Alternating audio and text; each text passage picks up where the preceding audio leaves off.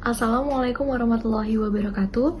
Yang terhormat Ibu Dian Lutfia Prasetya MS Gizi MSc, selaku dosen pengampu mata kuliah Gizi PTM, izinkan kami untuk mempresentasikan hasil diskusi kami mengenai intervensi suplementasi zat besi pada remaja putri dalam pengobatan anemia defisiensi besi. Kami dari kelompok 5 yang beranggotakan Meli Anissa, Kaila Nafira, Kalika Aditya, dan saya sendiri Naila Alivia. Materi pertama akan disampaikan oleh rekan saya. Yang pertama, background. Anemia defisiensi zat besi merupakan masalah kesehatan global yang mempengaruhi populasi luas, terutama perempuan dan anak-anak. Hal itu menjadi penyebab utama penurunan kualitas kesehatan dan performa secara kognitif. Sejumlah pendekatan telah diterapkan dalam menangani anemia, termasuk suplementasi nutrisi, fortifikasi makanan, dan penggunaan suplemen vitamin tertentu untuk meningkatkan penyerapan zat besi dalam tubuh. Dalam penelitian di Malaysia, suplementasi minuman buah yang difortifikasi dengan vitamin D3 selama 8 minggu terbukti meningkatkan kadar ferritin via serum, yang menunjukkan perbaikan status besi dalam tubuh. Hal ini menunjukkan pentingnya pendekatan terintegrasi dan kontekstual dalam menangani anemia, terutama di populasi rentan. Penelitian-penelitian ini menyoroti perlunya evaluasi lanjutan terhadap efektivitas dan keamanan berbagai interferensi untuk memperbaiki status besi pada individu yang menderita anemia. Baik, yang selanjutnya adalah purpose and aim. Purpose-nya yaitu mengevaluasi efektivitas dan keamanan intervensi nutrisi tambahan termasuk suplemen berbasis lipid, vitamin D3, dan vitamin C bersama zat besi dalam meningkatkan status zat besi dan mengurangi anemia pada kelompok populasi rentan seperti anak-anak di Madagaskar, wanita dewasa di Malaysia, dan pasien dewasa dengan anemia defisiensi zat besi. Dan untuk aimnya yaitu menilai efektivitas berbagai intervensi nutrisi dalam meningkatkan status zat besi dan mengurangi prevalensi anemia. Kedua yaitu mengidentifikasi dampak intervensi nutrisi pada kelompok populasi yang rentan terhadap anemia dan defisiensi zat besi. Yang ketiga yaitu mengevaluasi keamanan dan manfaat dari intervensi nutrisi untuk meningkatkan kesehatan masyarakat. Dan yang terakhir yaitu menyediakan dasar ilmiah untuk pengembangan kebijakan atau program suplementasi nutrisi pada populasi dengan resiko tinggi. Dan yang selanjutnya ada picot question. Pada populasinya sendiri adalah populasi rentan terhadap anemia dan defisiensi zat besi, termasuk anak-anak, wanita dewasa dengan cadangan zat besi rendah, dan pasien dewasa dengan anemia defisiensi zat besi. Pada intervensinya adalah pemberian intervensi nutrisi berupa suplemen berbasis lipid, minuman buah yang berkaya vitamin D3, atau kombinasi suplemen zat besi dengan vitamin C. Dan untuk komparisinya, yaitu dibandingkan dengan kelompok kontrol tanpa suplementasi tambahan atau dengan suplemen zat besi saja. Untuk outcome-nya, efektif dalam meningkatkan kadar zat besi, status vitamin, serta menurunkan prevalensi anemia. Untuk time-nya dalam 2 minggu sampai 1 tahun. Baik, selanjutnya synthesis of evidence. Jurnal pertama menunjukkan bahwa memasukkan LNS dalam program gizi berskala besar dapat secara signifikan memperbaiki anemia dan status zat besi di kalangan anak kecil di lingkungan dengan tingkat kemiskinan tinggi. Namun, manfaat suplementasi mungkin tidak bertahan lama setelah penghentian, yang menekankan perlunya intervensi berkelanjutan. Bukti ini mendukung LNS sebagai intervensi yang layak dan efektif untuk pencegahan anemia pada anak kecil, terutama di wilayah dengan tingkat kekurangan gizi dan defisiensi mikronutrien yang tinggi. Selanjutnya, jurnal kedua menunjukkan hasil bahwa peningkatan kadar hemoglobin setelah 2 minggu pengobatan serupa di kedua kelompok. Pada kelompok zat besi, vitamin C, peningkatan rata-rata kadar hemoglobin sebesar 2 gram per desiliter. Sementara pada kelompok zat besi saja peningkatan sebesar 1,84 gram per desiliter. Dengan ini menyimpulkan bahwa suplementasi vitamin C tidak memberikan keuntungan tambahan yang signifikan pada sistem dengan IDA yang menerima zat besi oral. Selanjutnya, di jurnal ketiga menunjukkan bahwa suplementasi minuman buah yang berkaya vitamin D3 setiap hari selama 8 minggu secara efektif meningkatkan 25 OHD dengan penyimpanan zat besi yang ditunjukkan dengan peningkatan konsentrasi ferritin serum pada wanita yang kekurangan zat besi.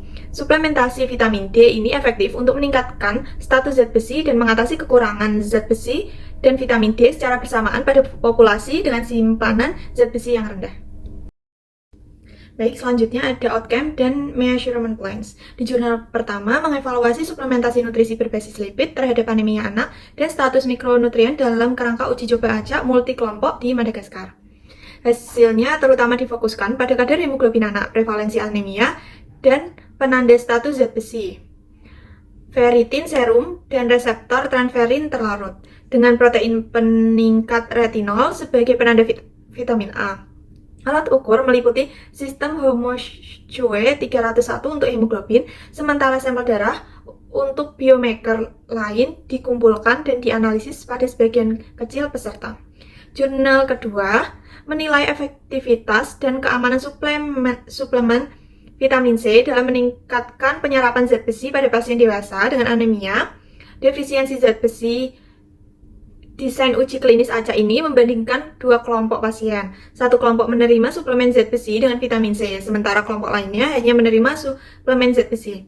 Hasil utama yang diukur adalah perubahan kadar hemoglobin setelah 2 minggu dengan margin ekivalen sebesar 1 gram per desiliter untuk menunjukkan kesetaraan efektivitas. Jurnal ketiga menilai efek suplementasi minuman buah yang kaya vitamin D3 terhadap status vitamin D dan besi pada wanita Malaysia dengan simpanan zat besi rendah selama 8 minggu. Hasil utama yang diukur meliputi perubahan kadar 25-hidroksi vitamin D dan serum ferritin. Analisis menggunakan model campuran dengan uji varian berulang menunjukkan bahwa kelompok intervensi mengalami peningkatan signifikan. Hasil menunjukkan peningkatan yang lebih tinggi pada kelompok yang menerima vitamin D. 3 hal ini dapat meningkatkan status zat besi pada individu dengan defisiensi besi.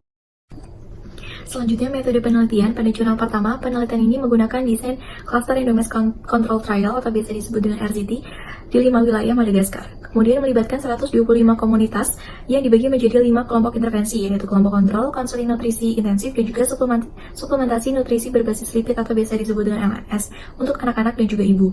Kemudian data hemoglobin, anemia, dan status mikronutrien dikumpulkan dari sampel darah kapiler anak-anak dan dianalisis menggunakan regresi linear serta regresi Poisson dengan memperhitungkan desain cluster. Selanjutnya, metode penelitian pada jurnal kedua. Penelitian ini menggunakan uji klinis acak terbuka berbasis pusat tunggal yang dilakukan di Hosan Hospital, Fudan University dari Januari 2016 hingga Desember 2017. Sebanyak 440 pasien dewasa dengan anemia defisiensi besi baru didiagnosis dibagi menjadi 2 kelompok secara acak, perbandingannya yaitu 1:1. Kemudian kelompok pertama menerima suplemen besi oral sebanyak 100 mg setiap 8 jam, ditambah dengan vitamin C sebanyak 200 mg, sementara kelompok kedua hanya menerima suplemen besi. Kemudian evaluasi utama adalah perubahan kadar hemoglobin setelah 2 minggu dengan margin kesetaraan 1 gram per desiliter. Parameter tambahan seperti kadar ferritin serum, presentase retikulosit, dan efek samping juga dianalisis menggunakan metode intention to treat. Kemudian, metode penelitian pada jurnal ketiga, penelitian ini menggunakan pendekatan observasional analitik dengan desain studi cross-sectional. Data dikumpulkan melalui pemeriksaan laboratorium dan wawancara terstruktur untuk menentukan hubungan antara anemia dengan status gizi, konsumsi makanan, serta faktor lainnya pada ibu hamil. Sampel terdiri dari sejumlah ibu hamil yang dipilih secara purposif berdasarkan kriteria tertentu seperti usia kehamilan dan kondisi kesehatan. Kemudian analisis statistik dilakukan menggunakan uji chi-square untuk mengukur hubungan antar variabel serta regresi logistik untuk menentukan faktor risiko utama. Selanjutnya, hasil penelitian pada jurnal pertama, hasil menunjukkan pada intervensi LNS yaitu T2 dan T3 menurunkan prevalensi anemia hingga 40% dan defisiensi besi hingga 25% dibandingkan dengan kelompok kontrol. Nah, kemudian peningkatan hemoglobin dan ferritin ditemukan pada kelompok LNS dengan efek maksimal selama pemberian yaitu usia 6 hingga 18 bulan dan juga berkurang setelah suplementasi berhenti. Tidak ada perbedaan signifikan antara T2 dan juga T3 maupun pada biomarker inflamasi dan juga status vitamin A. Kemudian hasil penelitian pada jurnal kedua, hasil menunjukkan bahwa peningkatan kadar hemoglobin pada kelompok besi dengan vitamin C yaitu 2,00 gram per desiliter tidak berbeda signifikan dibandingkan dengan kelompok hanya besi yaitu 1,84 gram per desiliter, memenuhi kriteria kesetaraan. Tidak ada perbedaan signifikan pada kadar ferritin serum atau parameter metabolisme besi lainnya. Kedua, kelompok menunjukkan tingkat efek samping yang setara seperti mual dan juga sembelit tanpa ada pasien yang berhenti karena efek samping. Penelitian ini menyimpulkan bahwa suplemen besi oral saja sudah cukup untuk meningkatkan kadar hemoglobin dan juga cadangan besi pada pasien IDA tanpa memerlukan tambahan vitamin C. Kemudian hasil penelitian pada jurnal ketiga yaitu hasil penelitian menunjukkan bahwa prevalensi anemia pada ibu hamil dalam populasi yang diteliti cukup tinggi. Faktor yang paling berkontribusi terhadap kejadian anemia adalah asupan zat besi yang tidak mencukupi, diikuti oleh pola makan yang rendah protein hewani dan juga vitamin C. Status sosial ekonomi juga ditemukan memiliki hubungan yang signifikan dengan kejadian anemia, di mana ibu hamil dari keluarga dengan pendapatan rendah lebih rentan mengalami anemia. Selain itu, edukasi tentang pentingnya nutrisi selama kehamilan masih terbatas sehingga meningkatkan risiko anemia akibat ketidaktahuan mengenai kebutuhan gizi. Yang terakhir, implication for practice. Penelitian menunjukkan bahwa konsumsi minuman yang diperkaya vitamin D3 selama 8 minggu dapat meningkatkan kadar ferritin serum pada wanita dengan defisiensi zat besi, sehingga dapat mempertimbangkan fortifikasi vitamin D untuk mendukung penyimpanan zat besi dalam populasi tertentu. Menyoroti efektivitas suplemen zat besi berbasis lipid atau LNS dalam mengurangi anemia dan meningkatkan status mikronutrien pada anak-anak, khususnya dalam program skala besar seperti di Madagaskar, yang menunjukkan pentingnya pemberian zat gizi menyeluruh pada dalam konteks pemberdayaan masyarakat dan pendidikan gizi. Efektivitas suplemen besi yang dikombinasikan dengan vitamin C yang menunjukkan bahwa penambahan vitamin C tidak secara signifikan mempengaruhi penyerapan besi dibandingkan dengan besi saja, sehingga penggunaan vitamin C dapat disesuaikan dengan kebutuhan klinis tanpa menjadi keharusan rutin. Mungkin cukup itu saja dapat kami sampaikan mengenai materi anemia. Selanjutnya kami akan menyampaikan materi malnutrisi dengan judul Intervensi Pemberian Formula WHO dalam Penanganan Gizi Buruk Balita. Malnutrisi akut berat dan faltering pertumbuhan pada anak-anak merupakan masalah kesehatan global yang signifikan dengan dampak jangka panjang terhadap kesehatan dan juga perkembangan.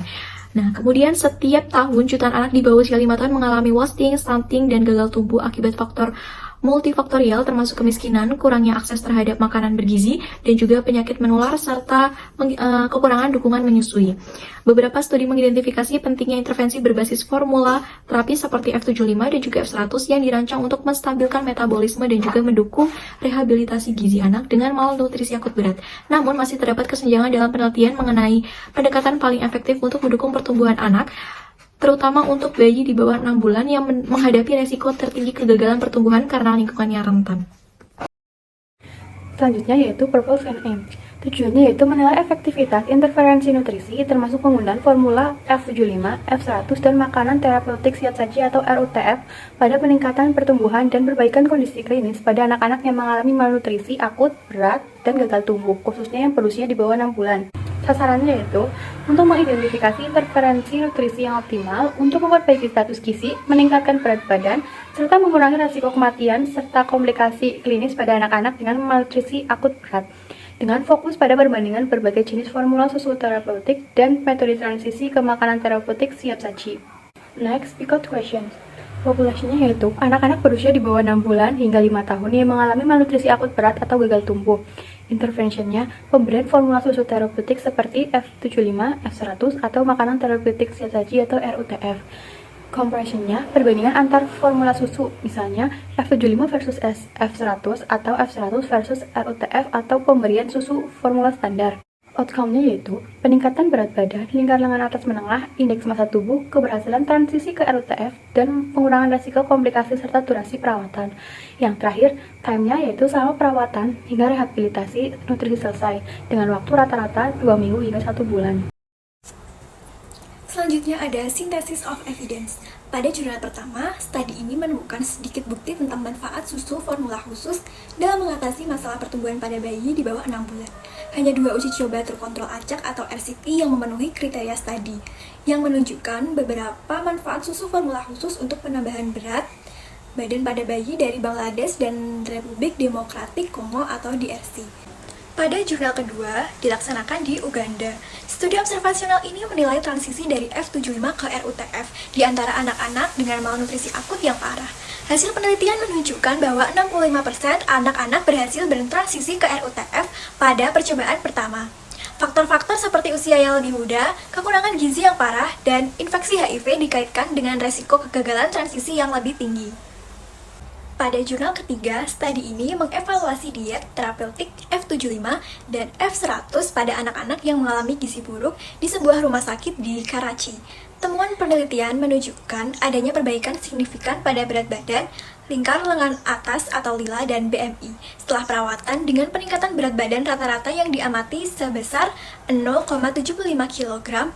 Studi ini menunjukkan kemajuan formula F75 dan F100 dalam meningkatkan penambahan berat badan dan menstabilkan kondisi anak-anak yang mengalami gizi buruk.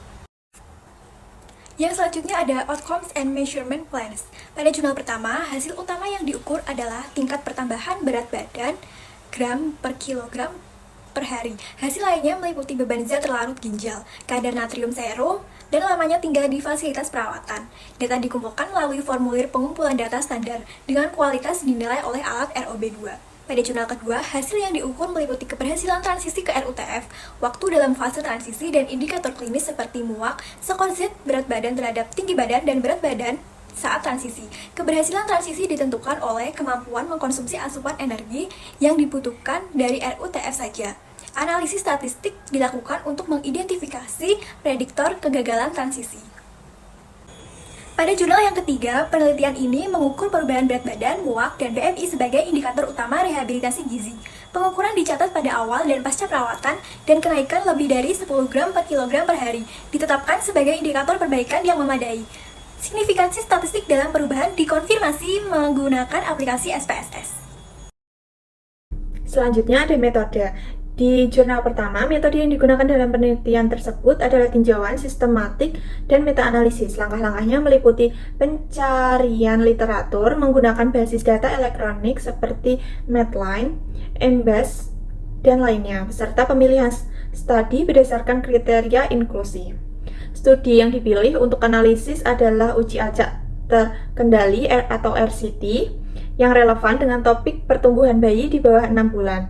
Data dari studi-studi ini dianalisis menggunakan alat seperti diagram prisma untuk divisualisasi dan alat penilaian resiko bias atau ROB2 untuk mengevaluasi kualitas studi.